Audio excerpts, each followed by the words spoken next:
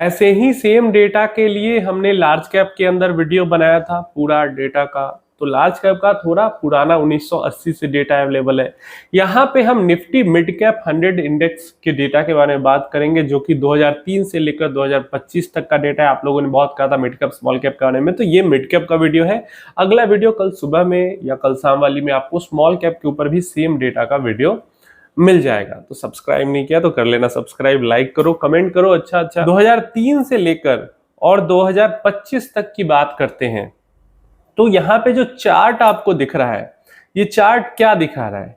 ये चार्ट ये दिखा रहा है कि मिड कैप जो इंडेक्स है वो लार्ज कैप से ज्यादा वॉलेटाइल है। दिखा रहा है 15 से लेकर 25% तक का टेम्पररी डिक्लाइन लगभग ऑन एन एवरेज हर साल मिड कैप इंडेक्स में होता है। 15% से लेकर 25% तक का हर साल ऑलमोस्ट होता है। जैसे 2024 के अंदर में भी लार्ज कैप 10% तक अपने हाई से फॉल हुए थे और 12% तक मिड कैप फॉल हुआ था। 2025 में भी मिड कैप ऑलरेडी 18% तक फॉल होकर रिकवर हो चुका है। 2023 में भी 8% तक फॉल हुआ था, 22 में 21% तक फॉल हुआ था, 21 में 12% तक फॉल हुआ था, 2020 में 40% तक मिड कैप इंडेक्स फॉल हुआ था। तो क्या दिख रहा है कि हर साल ऑन एन एवरेज 15 से 25% तक तो गिर ही रहा है मिड कैप इंडेक्स, और लार्ज कैप इंडेक्स से ज्यादा गिर रहा है। लार्ज कैप भी ऑन एन एवरेज हर साल गिरती है हाई से, मिड कैप भी गिर रही है, लेकिन लार्ज कैप से ज्यादा मिड कैप गिर रही है। मतलब मिड कैप ज्यादा वॉलेटाइल है लार्ज कैप से। ये चीज यहाँ पे क्लियर हो जा रही है, इसको लेकर कोई परेशानी नहीं होनी चाहिए। इसके बाद only 3 out of the last 22 calendar years mid cap had intra year decline less than 10%। ये पिछले 22 साल का डेटा हमें क्या दिखाता है कि सिर्फ 3 साल ऐसे रहे हैं पिछले 22 सालों में जहां पे जो मिड कैप 100 इंडेक्स है वो 10% से कम गिरी है एक साल के अंदर में। समझ में आ रहा है? मतलब ज्यादातर साल तो 10% से ऊपर का फॉल आता ही आता है, मिड कैप में डबल डिजिट फॉल आता ही आता है। ये डाटा आप देखिए, यहां पे क्या दिखा रहा है, 15 to 25% declines happen almost every year, but 77% of the time markets ended the year with positive returns, showing that most declines are temporary and recover swiftly by year end. हर 4 में से 3 साल इतना बड़ा बड़ा डिक्लाइन आने के बावजूद में भी पॉजिटिव में ही क्लोजिंग देता है, जैसा कि लार्ज कैप में भी हमने देखा।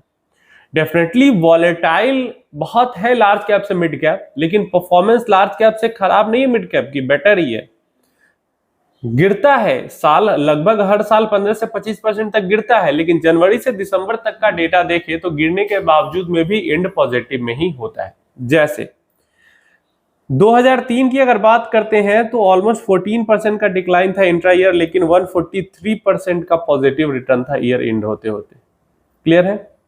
2006 की बात करते हैं 37%, 37% तक इंट्रा ईयर डिक्लाइन था। तो कितना बड़ा डिक्लाइन, लेकिन ईयर एंड होते होते 29% पॉजिटिव हो गया। कुछ बड़े डिक्लाइन की बात करें, 2004 में भी बड़ा डिक्लाइन आया था, 29% गिरी थी, लेकिन 23% पॉजिटिव में क्लोजिंग है। हाँ, 2008 का डिक्लाइन था, लगभग 70% का डिक्लाइन था, तो ऑलमोस्ट अच्छा खासा 40% के आसपास निगेटिव में क्लोजिंग मिला था। उसके बाद एक बड़ा डिक्लाइन 26% का 2009 में भी आया, लेकिन 95% पॉजिटिव में क्लोजिंग है।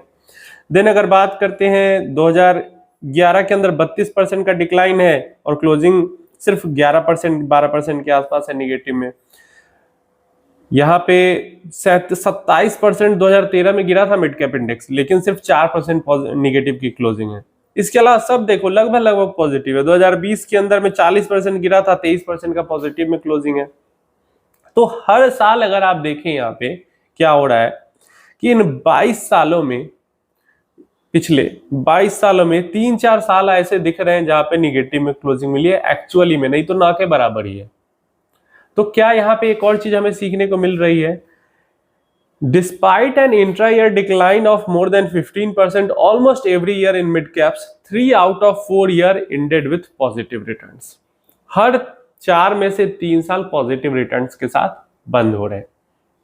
जैसे पिछला साल भी पॉजिटिव था, पिछला साल 2024 के अंदर 12% का डिक्लाइन था, लेकिन रिटर्न ऑलमोस्ट 24% के बने हैं।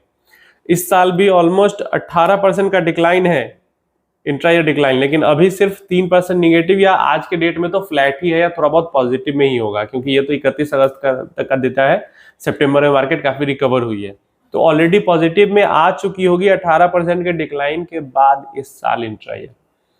क्यों मैं ये चीजें आपको बता रहा हूं? जैसे जैसे हम लार्ज से मिड की तरफ बढ़ रहे हैं, हमारी वॉलिटिलिटी बढ़ रही है, ठीक है, वॉलिटिलिटी बढ़ रही है, मतलब इंट्रा ईयर में डिक्लाइन ज्यादा आ रहा है, ज्यादा ऊपर नीचे हो रहा है, लेकिन रिटर्न्स बेटर मिल रहे हैं, लार्ज कैप से बेटर मिल रहे हैं। सेम लार्ज कैप में भी यही था कि 4 में से 3 साल पॉजिटिव में ही रहते थे डिक्लाइन में, मिड कैप में भी वही हो रहा है, 4 में से 3 साल पॉजिटिव ही रहते हैं इंट्रा ईयर डिक्लाइन के बावजूद। तो जो डर जाते हैं लोग, घबरा जाते हैं। कैसे डर रहे हैं, घबरा रहे हैं? जैसे मैंने बताया कि इस साल 18% तक गिरा, पिछले साल 12% तक गिरा, 2023 में सिर्फ 4% गिरा था, 22 में फिर 20-21% गिरा, 21 में 12% गिरा, 2020 में 40% गिरा। तो ये जो इंट्रा ईयर डिक्लाइन का जो फेज है, इसको इन्वेस्टर झेल नहीं पाते हैं, और जब नहीं झेल पाते हैं तो बस बेच बाच के भागते हैं, बुरा वाला कहते हैं कि भाई बेकार है इन्वेस्टिंग, पैसा नहीं बनता है, लॉस हो जाता है, तो ये चीजें कहते हैं। तो आपको मैं ये डेटा सब क्यों दिखाता हूं? क्योंकि दिमाग में फिट हो जाएगी, अरे ये तो हर साल ही होता है, क्या डरना इससे। उम्मीद है ये इंफॉर्मेशन क्लियर होगी। अब देखिए मिड कैप इंडेक्स की अगर बात करते हैं तो 2006 में बड़ी गिरावट आई थी मई के मंथ में, ऑलमोस्ट 37% का फॉल पीक से हुआ था, 37% ये इंडेक्स पीक से गिरा था 2006 में, एंड वहां पे एक महीना में 37% का गिरावट हो गया था, भयंकर। 7 महीना लगा था इसको रिकवर होने में, और 8 महीने का टोटल टाइम पीरियड था, जो कि 37% का क्रैश होके वापस मार्केट रिकवर भी हो गया था। 8 के 8 महीने, तो कोविड में जैसे रिकवरी हुई थी। चलिए 2008 के अंदर जो गिरावट हुई थी, ऑलमोस्ट 70% गिर गया था। कितने महीनों में? 1 साल 2 महीना लगा था, गिरते गिरते 70% का बॉटम टच कर गया। 1 साल 8 महीना रिकवरी में लग गया, 2 साल 10 महीने में रिकवर हो गया। 2010 वाली गिरावट में 38% का फॉल आया था मिड कैप के अंदर में, एंड 1 साल 2 महीना यहां भी लगा था, लेकिन रिकवरी में बहुत ज्यादा लंबा फेज लग गया, 2 साल 5 महीने लग गए, और टोटल ये ऑलमोस्ट 3 years 7 month, तो ऑलमोस्ट 3.5 साल का फॉल एंड रिकवरी का पीरियड बन गया था। नेक्स्ट आते हैं 2018 के अंदर बड़ी 50% की गिरावट आई थी मिड कैप 100 इंडेक्स के अंदर में, और 2 साल 2 महीने तक मतलब पूरा मंदी बियर फेज चला गया था मार्केट में। 2 साल 2 महीना लग गया था, गिरते गिरते बहुत बुरे हालात हो गए थे। स्मॉल कैप्स का भी फेज खराब था उस टाइम पे, वो स्मॉल कैप वाले वीडियो में डिटेल में उस पर बात करेंगे। 10 महीने में रिकवर हो गया था, और ऑलमोस्ट 3 साल में ये जो फॉल एंड रिकवरी का पीरियड है वो कंप्लीट हो गया। एवरेज टाइम जो मिड कैप पिछले 22 साल का जो डेटा कहता है, एवरेज टाइम टेकन फॉल के लिए, वो 1 साल मतलब वही 12 से 14 महीने तक एवरेज फॉल का पीरियड होता है मिड कैप के लिए।